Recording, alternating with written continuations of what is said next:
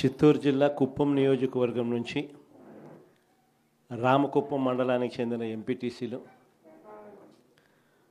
సత్యసాయి జిల్లా పెనుగొండ నియోజకవర్గం నుంచి రొద్దం మండలానికి చెందిన ఎంపీటీసీలు,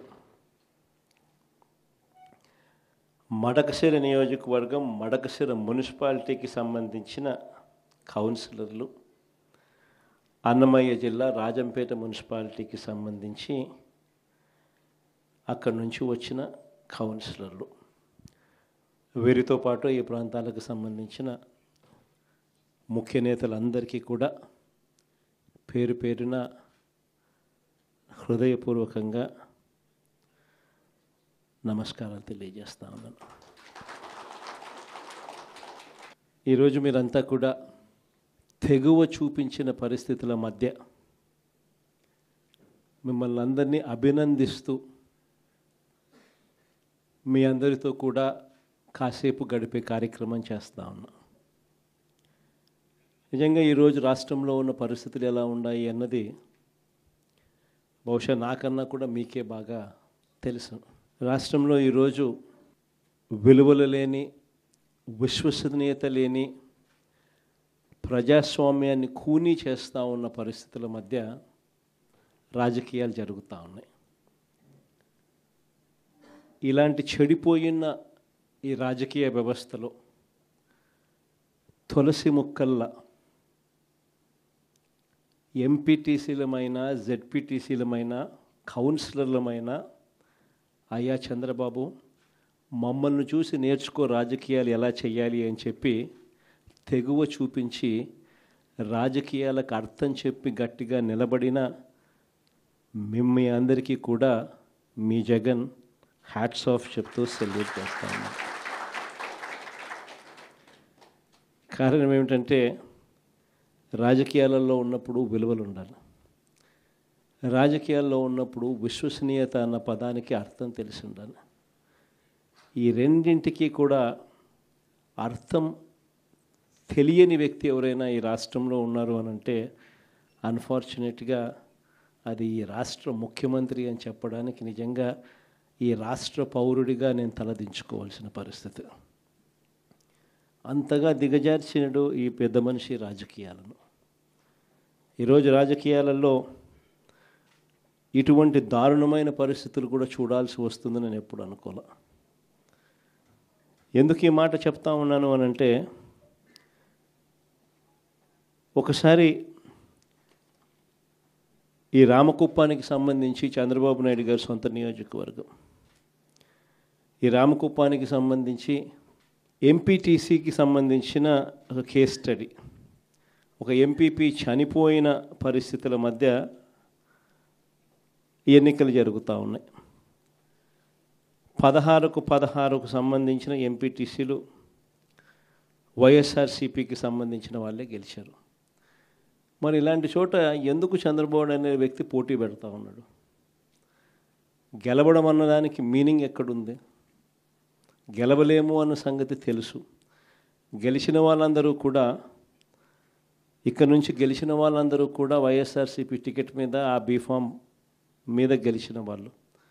మరి ఇలాంటి చోట 6 మందిని ఇక్కడి నుంచి లాక్కునే కార్యక్రమం చంద్రబాబు నాయుడు గారి దగ్గరుండి చేశారు. తర్వాత వైఎస్ఆర్సీపీ ఎంపీటీసీలు ప్రయాణం చేస్తూ ఉన్న, మిగిలిన ఎంపీటీసీలు ప్రయాణం చేస్తూ ఉన్న వాహనాన్ని దగ్గరుండి పోలీసుల చేత అడ్డుకున్నారు. హైకోర్టు ఆదేశాలతో భద్రత కల్పించాల్సిన పోలీసులు సాక్షాత్తుగా దగ్గరుండి చంద్రబాబు నాయుడు గారికి వాచ్మెన్ లాగా తయారయ్యారు.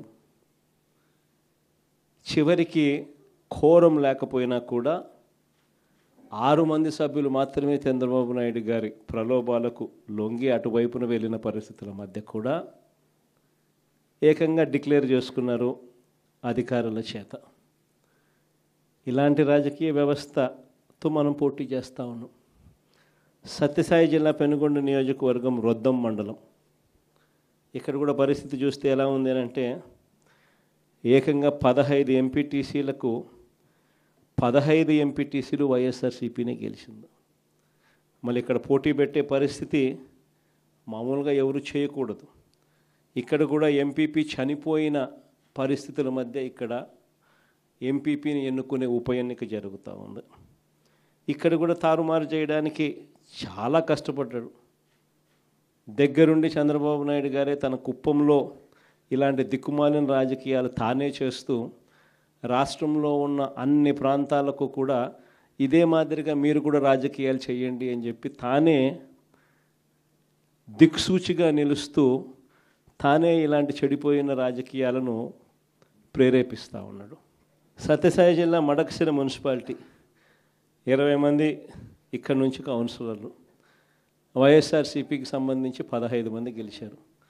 చంద్రబాబు నాయుడు గారికి సంబంధించి 5 మంది మాత్రమే గెలిచారు.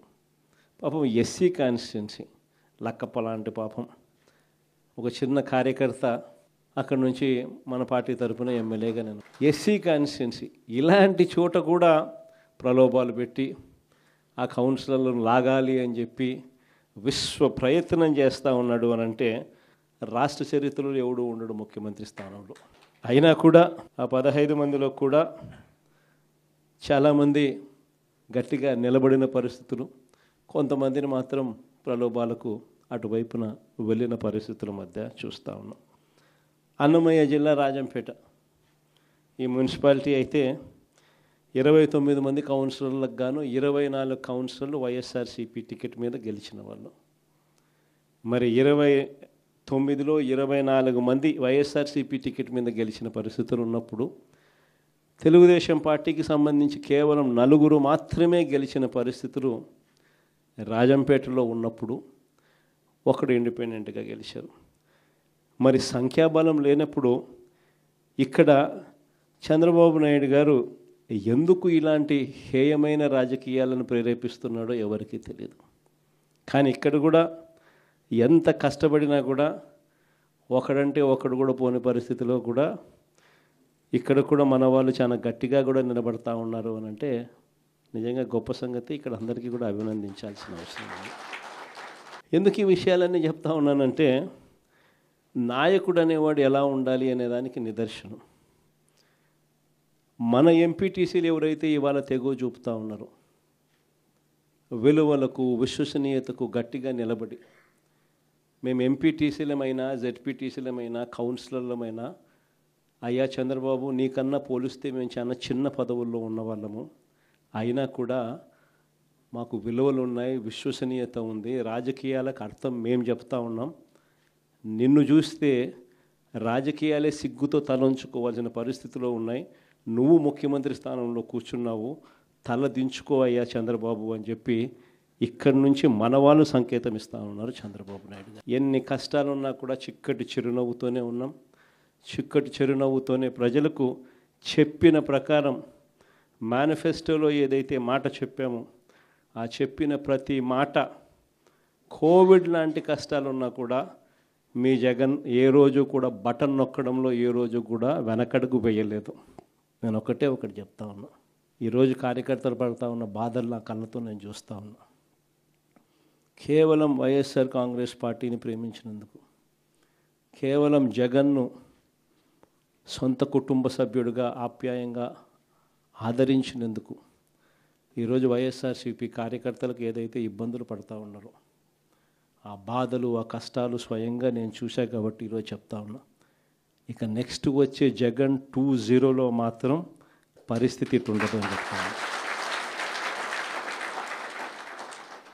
మొట్టమొదటి పీఠం కార్యకర్తకే వేస్తా, ఈ మాత్రం ఖచ్చితంగా చెప్తాను. ఈరోజు ఎవరెవరైతే పోలీసులు, ఎవరెవరైతే అధికారులు, ఎవరెవరైతే మిమ్మల్ని ఇబ్బందులు పెట్టారో అందరి పేర్లు నోట్ చేసుకోండి. నేను చెప్తా ఉన్నా, మీరు నోట్ చేసుకోండి. ఒక్కొక్కడిని మాత్రం యూనిఫామ్కు ఉన్న వాల్యూ ఏమిటి అనేది వాళ్ళకి అర్థం కావాలి. యూనిఫామ్ అంటే ప్రజలకు మేలు చేయడం కోసం యూనిఫామ్, అంతేగాని అధికారంలో ఉన్న వాళ్ళ కోసం సలాములు కొడుతూ గులాంగిరి చేస్తూ ఇటువంటి చిత్రహింసలు పెట్టే కార్యక్రమం ఈరోజు అయితే ఏదైతే జరుగుతూ ఉందో దీనికి తెర పడాలి అని అంటే ఏదైతే నువ్వు విత్తినావో అది ఎలా పండుతుంది అనేది నీకు తెలిస్తేనే ఇంకొకసారి నువ్వు ఆ విత్తనం ఎత్తడానికి నువ్వు భయపడే పరిస్థితిలోకి నువ్వు వచ్చినప్పుడే ఇది జరుగుతుంది. కాబట్టి ఈసారి మాత్రం ఖచ్చితంగా మెసేజ్ ఖచ్చితంగా పోతుంది. ఎవడెవడైతే అధికారి, ఎవడెవడైతే వైఎస్ఆర్సీపీ కార్యకర్తను ఎవడెవడైతే ఇబ్బంది పెట్టాడో వాళ్ళందరినీ కూడా చూస్తూ ఊరుకోము. చట్టం మీద దోషులుగా నిలబెడతాము. ఒకవేళ వాళ్ళు రిటైర్ అయిపోయి వెళ్ళిపోయినా, లేకపోతే వాళ్ళు దేశం విడిచిపెట్టిపోయి ఉన్నా కూడా ఎవరిని వదిలిపెట్టం. సప్త సముద్రాల అవతలున్నా కూడా అందరినీ కూడా పిలిపించే కార్యక్రమం చేస్తాం. పిలిపించిన తర్వాత సినిమా మామూలుగా ఉండదు. సినిమా మాత్రం అదో లెవెల్లో ఉంటుంది. సినిమా మాత్రం